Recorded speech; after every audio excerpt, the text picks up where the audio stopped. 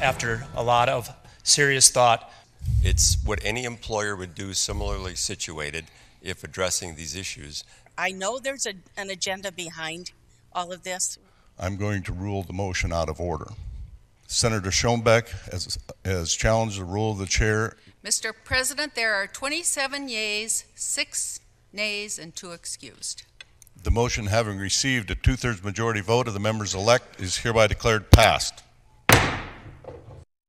Hello and welcome to Matters of the State. I'm Brian Allen. Another interesting week in Pierre. However, most significant development wasn't a bill, but rather a vote to suspend a state senator. The fallout began Wednesday when Senate Pro Tem Lee Schoenbeck removed Julie Frye-Mueller from 2 committees.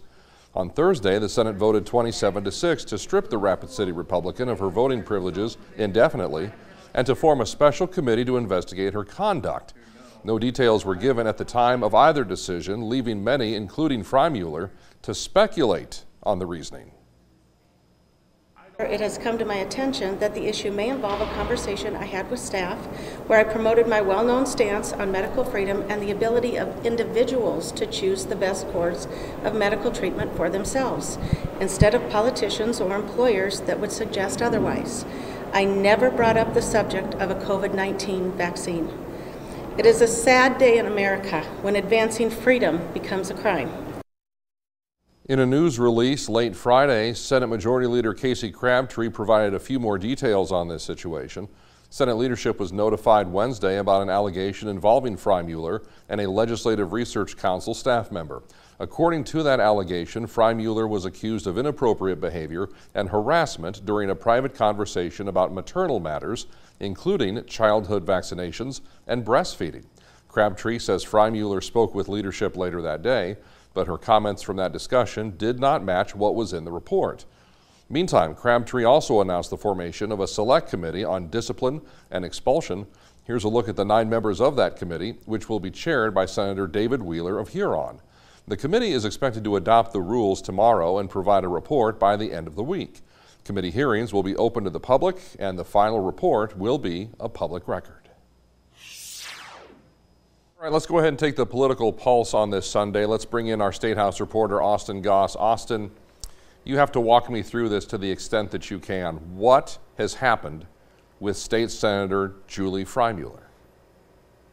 Brian, you know, I think there's a lot of confusion about what's happened with her, and all of it right now is just she said, hearsay around the Capitol. Frye-Mueller said on the floor Thursday that she didn't know the allegations that had been levied against her. Now, we've reported, a couple other outlets have reported that she had an unsavory, at the very least, conversation with a Legislative Research Council, that's LRC staffer. They're the people who go around the Capitol and help write legislation, help kind of keep committee hearings on track, stuff like that. And so she had a bit of an unsavory conversation, supposedly about vaccines to some extent, with this staffer, and as a result now the people of District 30 don't have a voice in the state Senate. How unsavory could this conversation have been that it would rise to the short-term level of Frye-Mueller being suspended from the state Senate, and in the long view, who knows what? We have what sounds like a quasi-trial coming up. The interesting thing for me was you listened to the floor debate, and this issue was completely talked around. There was urgency that she needs to be suspended, that the state Senate as a body needs to take a look at this. Nobody, though, provided any type of clarity as to what the issue is, what it involved, and why it rose to this level.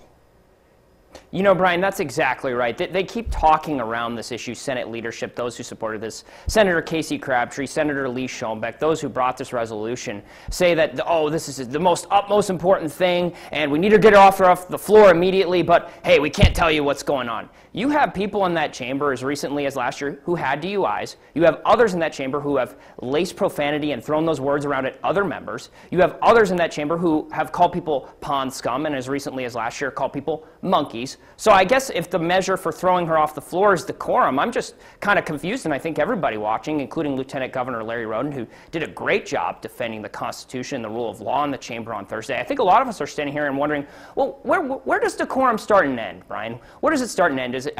Just to be clear, we're not okay with what supposedly was, and maybe it was a lot worse. I don't think this changes no matter what the matter of the allegations were. So we're throwing people out and taking away the representation rights of an entire district for an extended period of time, an indefinite period of time, during legislative session at the peak of when legislation is beginning to make its way through the chamber. But hey, you know what? You get a DUI, you're good. You call people pond scum, you're good. You know, you cuss out other lawmakers in the House chamber, you're good. And being outlandish is not a reason to kick someone out of the Senate. Julie Frye-Mueller is a bit of an outlandish person, by her own admission.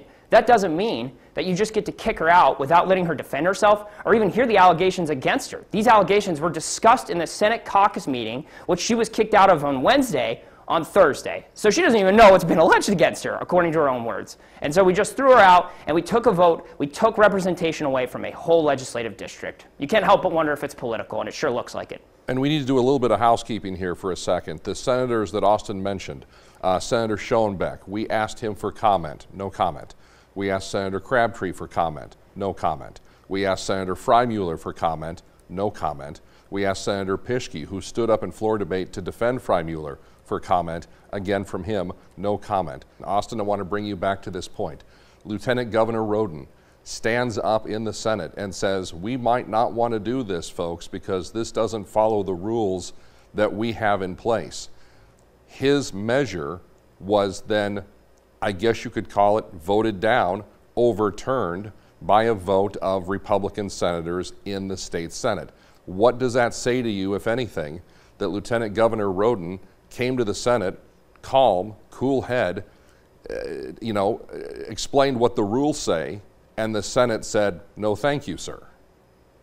Well, let's take a look at the relationship between Lieutenant Governor Larry Roden and Senator Julie Frye-Mueller. You'll recall last year, wasn't that long ago, last primary season, 2022, that Larry Roden's boss, Governor Kristi Noem, gave a lot of money to beat Julie Frye-Mueller. So a lot of credit to Larry Roden, who stood up and gave an eloquent defense of the Constitution, an eloquent defense of the law, and an eloquent defense of the rules, which those senators voted on about a week ago, that they just voted overturned. So they put those rules into place at the beginning of session. That's what they do every year, the House and the Senate. And then they overturn them 2 weeks later because they don't like a senator, because she said something unsavory. We don't know what happened still, but that doesn't change the fact of the matter that Julie Frye-Mueller was denied her due process. And these lawmakers owe it to her. They owe it to the people of District 30 to give her that. And moreover, all of these senators are now going to spend upwards of a week. You know, session's 10 weeks long, effectively. The bulk of it is in the middle. They're going to spend a core week of session looking at possibly expelling a member?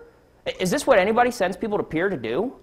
I don't. I don't think you do. I don't think people in South Dakota send them to Pierre to do palace intrigue gossip. Listen, the right thing to do here, from what I've heard, if it was just a one-off silly remark, would have been call Senator Frye-Mueller into the Majority Leader's office, tell her to stop, tell her to publicly apologize, and move on. You'll recall last year, Representative Steve Haugaard, who of course ran for governor, made a very gross, uncouth comment on the House floor. He publicly apologized. The Speaker of the House took him into his office, said, you're going to publicly apologize, you're never going to do that again, you're going to watch your act. State House reporter Austin Goss with the political pulse here on Matters of the State. Austin, thank you for your time, and we will be right back right after this. Thank you, Ryan.